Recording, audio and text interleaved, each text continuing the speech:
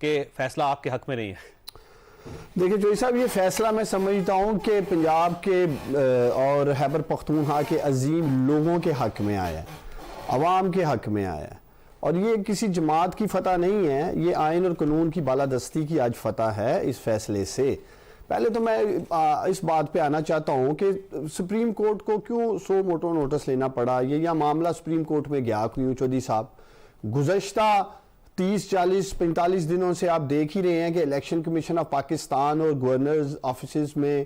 Election جو ہے وہ ایک پنگ پونگ بنا ہوا تھا، کوئی تاریخ دینے کو پاکستانیوں تیار نہیں تھا، آئین شکنی کی طرف یہ جا رہے تھے،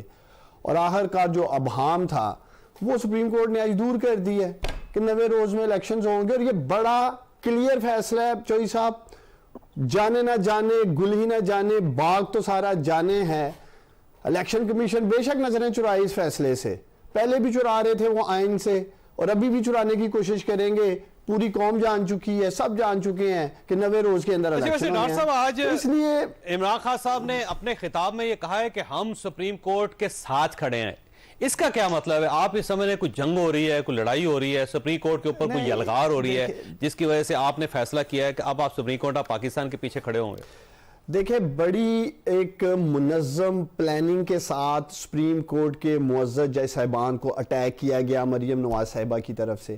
آپ ان کے جلسے دیکھیں، تقاریر دیکھیں، حاضر ہمارے جو قابل احترام جج صاحبان ہیں ان کی تصویریں سکرینوں پہ چلائی جا رہی ہیں، انہیں اٹیک کیا جا رہا ہے، انہیں پریشرائز کرنے کی کوشش کی جا رہی ہے، اور پھر یہ جو وزیر قانون آ جاتے ہیں، مجھے تو یہ سمجھ نہیں آتی کہ تارڑ صاحب وزیر قانون بن کیسے گئے ہیں کہ 5 رکنی بینچ ہے، جو 2 جج صاحبان بینچ کا حصہ نہیں ہیں، ان کا پڑھ کے سنا رہے ہیں۔ تو میں آپ کے پروگرام میں سوال اٹھاتا ہوں کہ اعجاز الحسن صاحب اور نقوی صاحب کو بھی پھر کاؤنٹ کر لیں، پھر 5 4 کر لیں۔ اگر ان 2 جج صاحبان کو کنٹروورشل کر کے متنازع کر کے بینچ سے ہٹایا جاتا ہے اور پھر 2 کو جو پڑھ کے سنانے کی کوشش کی جا رہی ہے، تو پورے 9 رکنی کی بات کر لیتے ہیں، پھر فیصلہ 5 4 سے ہو جائے گا۔ اچھا ڈاکٹر صاحب، ایسے یہ جو آپ نے کہا نا سپریم کورٹ کے ساتھ کھڑے ہیں، اس پہ ایک سوال یہ بھی پیدا ہوتا ہے کہ آپ کو یاد ہوگا کہ یہی سپریم کورٹ ہے، یہی چیف جسٹس صاحب ہیں، جب رات کے وقت عدالت کھلی تھی تو آپ نے اس کے بارے میں اعتراض کیا تھا کہ کون سا ایسا جرم ہو گیا ہے کہ رات کے وقت عدالت کھولی گئی، بڑی ٹرولنگ کی گئی تھی۔ آپ کو یاد ہوگا کہ آپ کے لوگوں نے اسی چیف جسٹس کی، پھر اس کے بعد جب سپریم کورٹ آف پاکستان نے فیصلہ دیا تھا کہ عمران خان صاحب نے جو اسمبلیاں توڑنے کا اعلان کیا تھا وہ غلط تھا، اور اس وقت بھی آپ لوگوں نے ٹرولنگ کی تھی، تو اس کا مطلب یہ ہوا کہ جب آپ کے خلاف فیصلہ آئے گا تو پھر آپ سپریم کورٹ آف پاکستان کے مخالف ہوں گے، اور اگر آپ کو سوٹ کرتا ہوا تو پھر آپ سپریم کورٹ کے ساتھ ہوں گے۔ دیکھیں چوئی صاحب،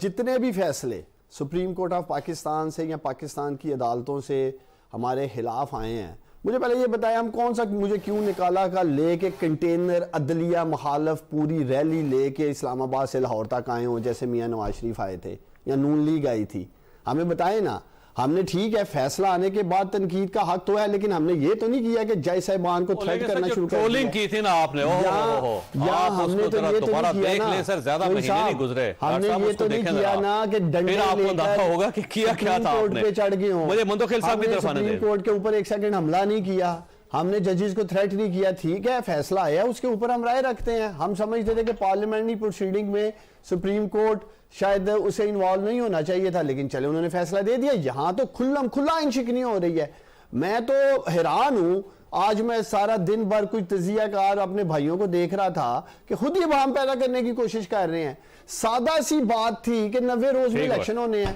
اب یہ ووٹ کو عزت دو کی بات کرنے والے وہ رکیے گا ڈاکٹر صاحب، ان سے بات